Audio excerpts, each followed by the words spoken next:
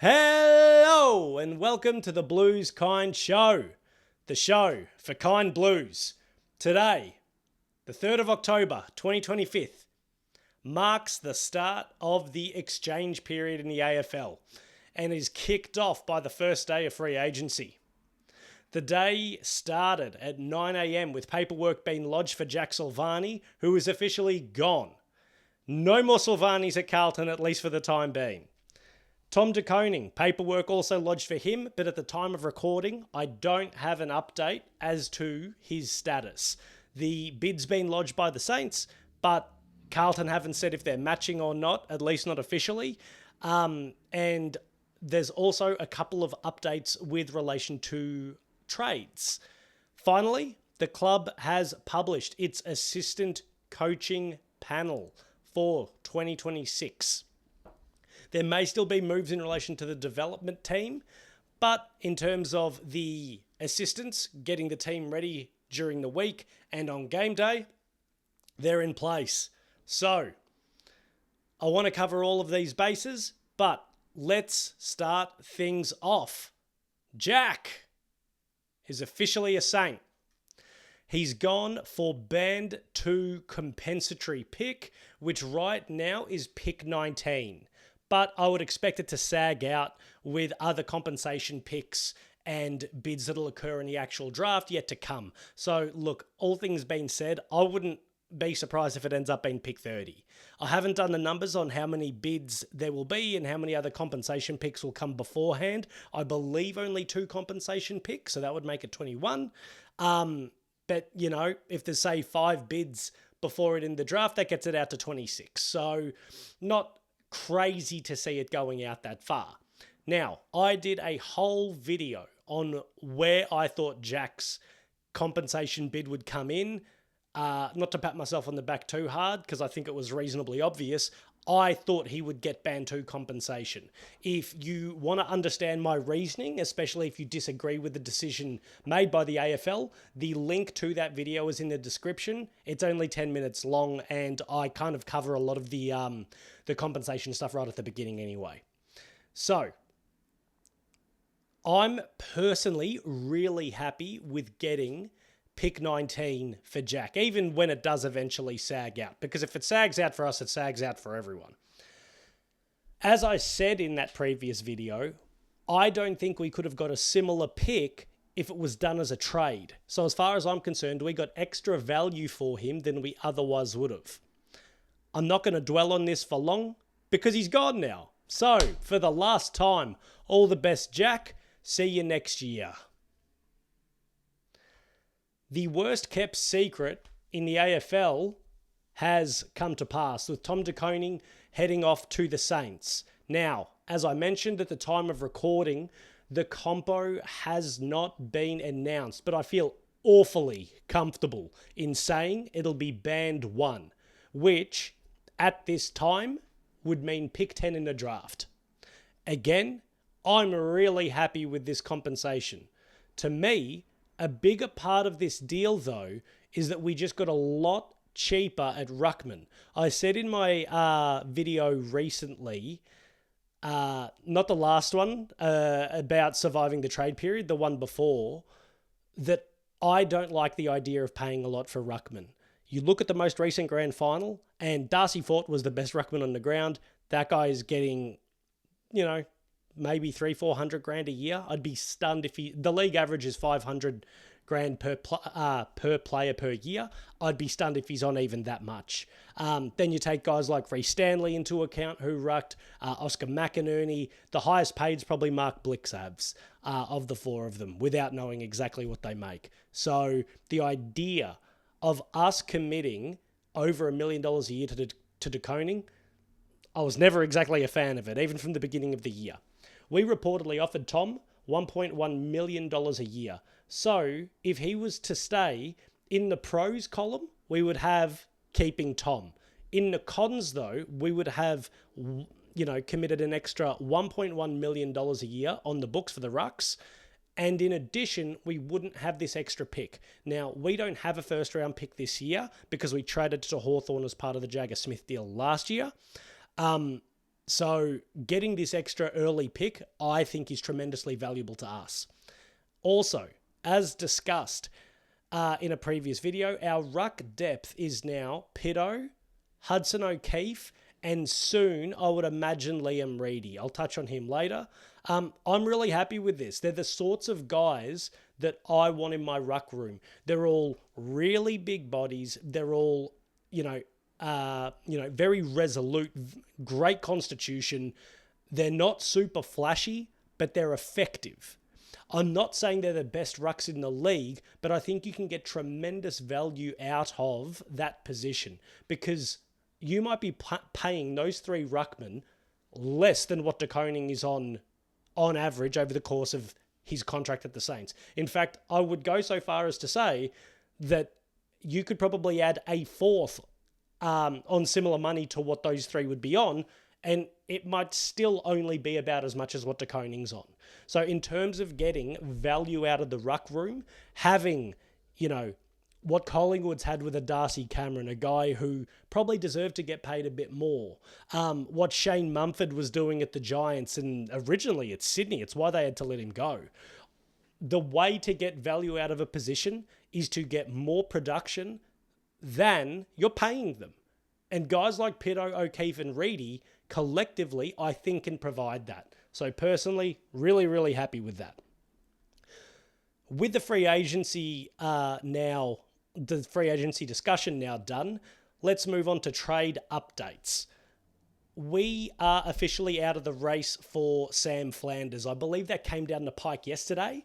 Not a big surprise, given the money again thrown around by the Saints, but also, not just to tee off on the Saints for the entirety of the video, Sam Flanders has a connection to the Melbourne Demons due to them recently appointing Stephen King as their head coach, where Stephen King was previously at the Suns.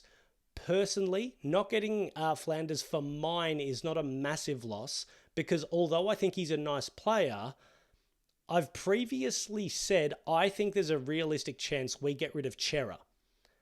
Part of the reason why I'm happy to get rid of Chera is because I think that he's no longer in our first choice midfield rotation, with obviously Walsh returning for a full season, hopefully, Cripps being Cripps, and Hewitt's fabulous season this year.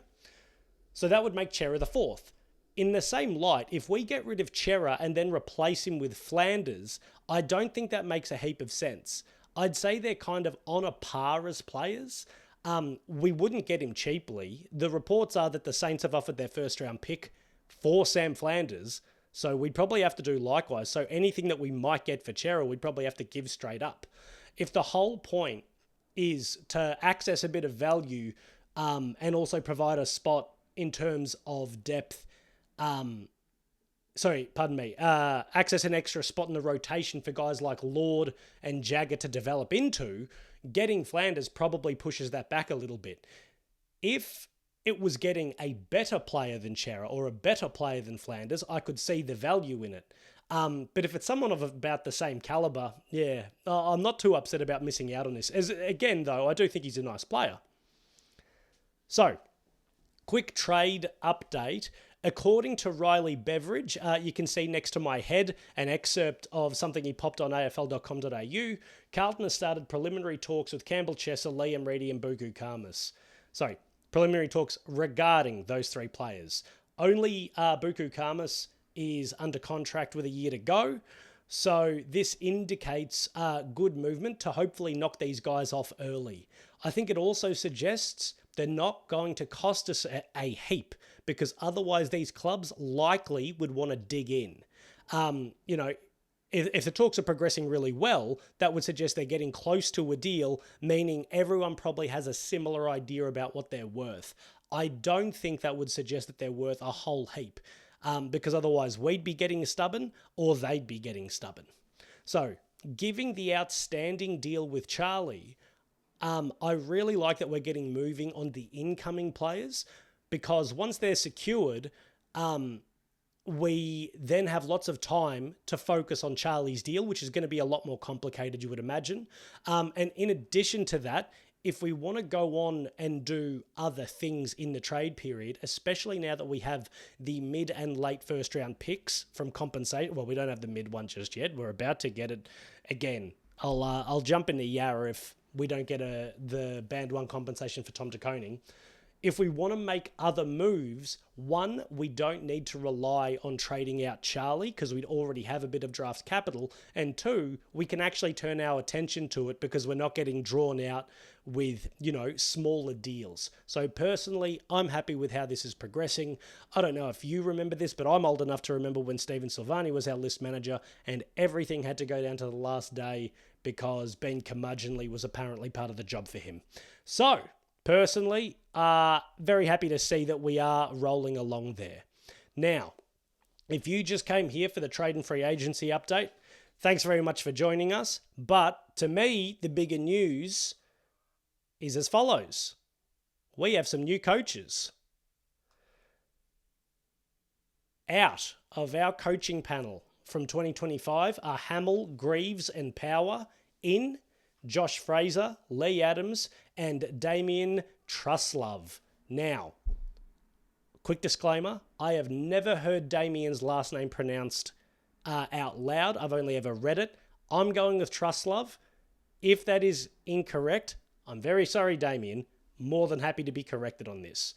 So, there's been a large reshuffle. So what I'm going to try to do is explain how our panel has changed year on year and how that could potentially mean that we have a bit of a better setup going forward. So, the first thing that I want to say is I think that the coaching structure makes a lot more sense now. The only two guys whose roles have not changed are Michael Voss and Matt Cruiser. We'll start from the top of the list otherwise though. Ash Hansen is no longer a senior assistant coach and is now the backline coach.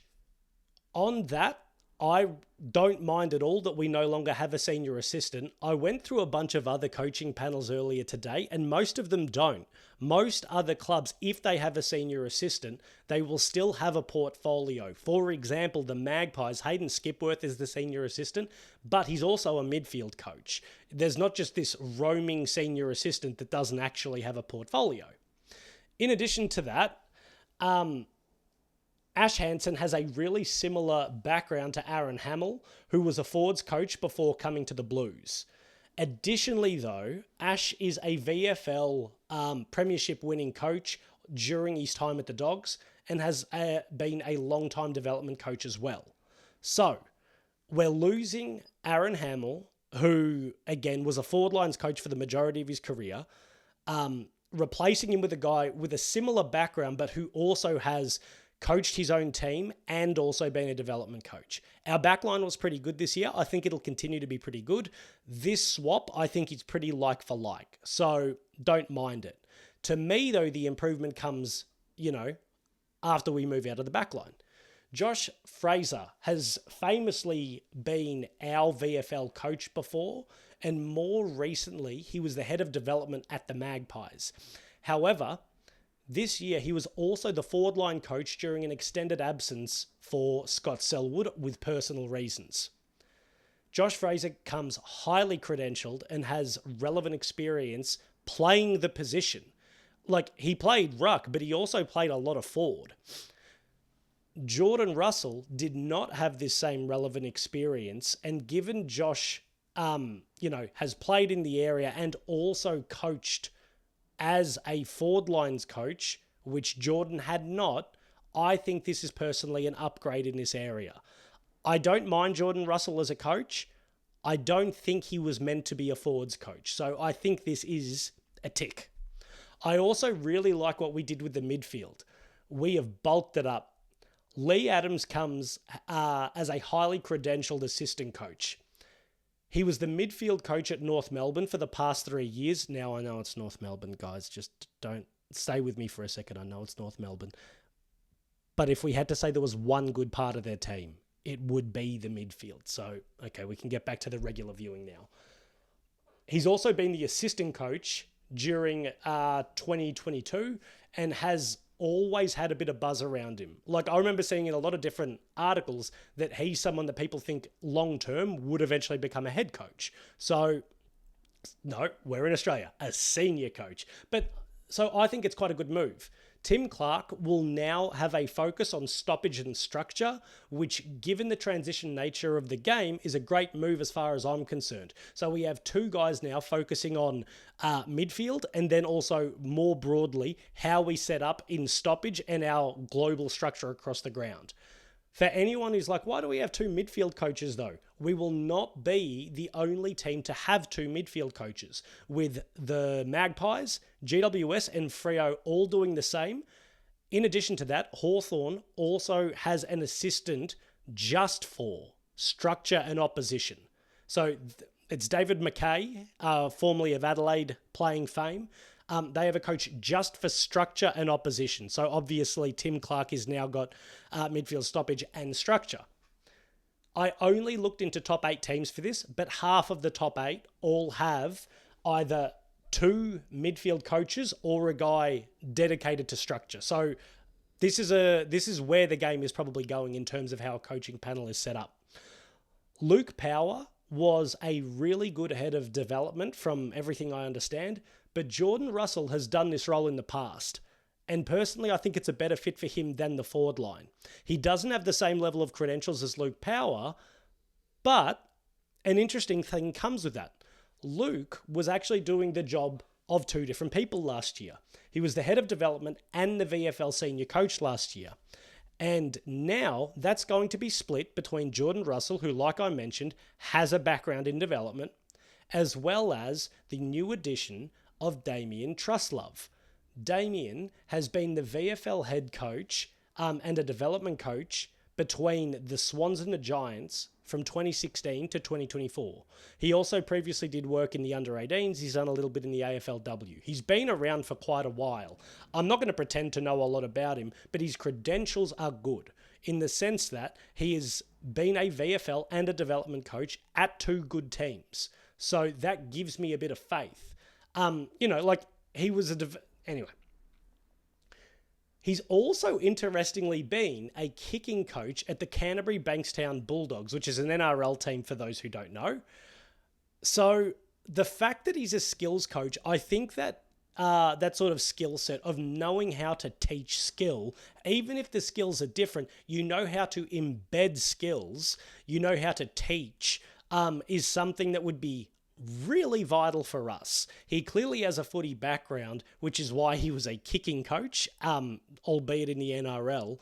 I think having someone that does have that sort of mixed background with a couple of different facets to it could be really, really useful to have. But in addition to that, he only has to deal with half of the portfolio that Luke Power was dealing with. As I mentioned, Jordan Russell's picking up the other side of it. So, given that as a team, we will probably get a little bit younger going into next year, I think the move to beef up our development is really smart. Overall, I think our coaching panel will be improved overall. We have a fresh voice in the forwards room, as well as having beefed up the midfield and the development areas of the club. These are the areas that struggled the most this year, in my opinion. While we haven't attracted any wow names, any hot candidates, I think the panel makes a lot more sense than it did last year. It's a bit more modern with the way the game's going in terms of emphasis on transition and emphasis on development, and it should help improve our standards across the board. Additionally, as I stated in my video about keeping Vossi, these are the first significant changes to our coaching room since the end of 2023. We were due for some new voices. The last one I wanted to touch on is that Aaron Greaves is departed the club. He was apparently responsible for the game plan, so I'm unsure where the new game plan comes from.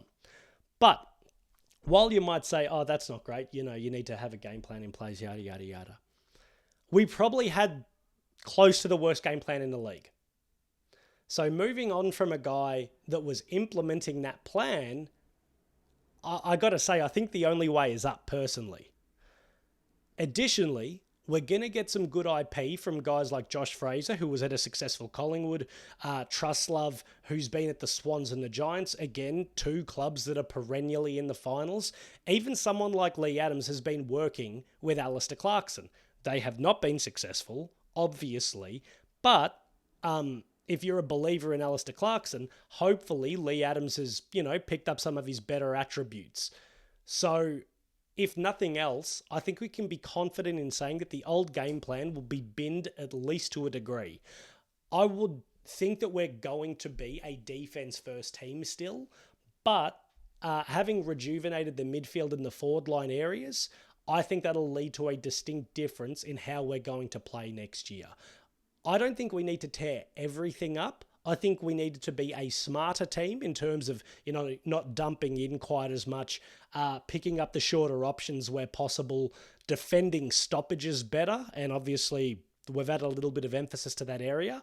I don't think massive changes were needed. A lot of our downfall this year, as I've said in previous videos, I think came down to poor form and poor output from certain players. So I think getting that revitalisation, a new emphasis in terms of the forward line development and the midfield, I think could lead to really good results for us. So that covers everything that I wanted to touch on today. Just a little bit on the trade period now. Some people have asked me, would you be doing daily updates? Absolutely not. I have other things going on. And unfortunately, I don't have the time to do a daily video. But I will still continue to do a weekly video in this sort of recapping form. If anything happens in the meantime, though, what I'm thinking of doing is trying putting out a few shorts maybe, or otherwise maybe just doing a video in between to sort of break it up, depending on the level of update. So, the day Charlie gets traded, I'm probably going to do a video. But otherwise, if we get the usual test pattern for the first week of the trade period, I think a recap at the end of the week might be all we need. If you like what I'm doing, please give me a like or a subscribe. I've really enjoyed engaging with everyone who's come across me in the last little bit. And honestly, seeing the numbers go up really fills me with a lot of hope that maybe there is a spot in the Blues verse for someone that wants to try to be a little bit more kind in their approach. If you want to engage, push back, agree, disagree, give me some ideas, please leave me a comment. If you want to see the videos that I referred to earlier about Jack's value or how we have supported Michael Voss with different coaching moves, the links are in the description. Another place you can find me is on Blue Sky, at Blues Kind Show. Thanks everyone for watching, and as always, go Blues!